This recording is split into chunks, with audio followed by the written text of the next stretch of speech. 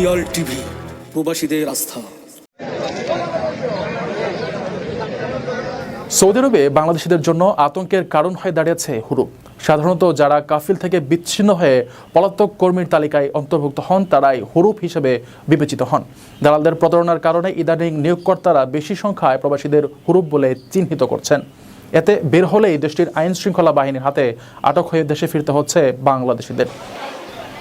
গত 28 April Saudi আরব থেকে outpass নিয়ে দেশে ফিরেছেন শতাধিক প্রবাসী, যাদের মধ্যে অনেকেরই এই হুরুপ সমস্যা ছিল। খোঁজ নিয়ে জানা গেছে সৌদি যেতে একজন প্রবাসী বাংলাদেশের গড়ে প্রায় 5 থেকে 6 লাখ টাকা খরচ করতে হয়। এত টাকা দিয়েও দালালদের প্রতারণার কারণে প্রবাসীরা দেশটিতে গিয়েও অভিবাসন খরচ তুলতে পারেন না।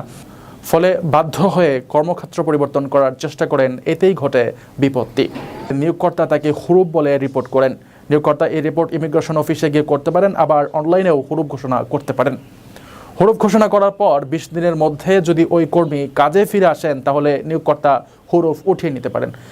আর 20 দিনের মধ্যে না ফিরলে ওই কর্মী সৌদি আরবে অবৈধ হিসেবে বিবেচিত হন এবং জোরপূর্বক দেশে ফিরতে বাধ্য হন।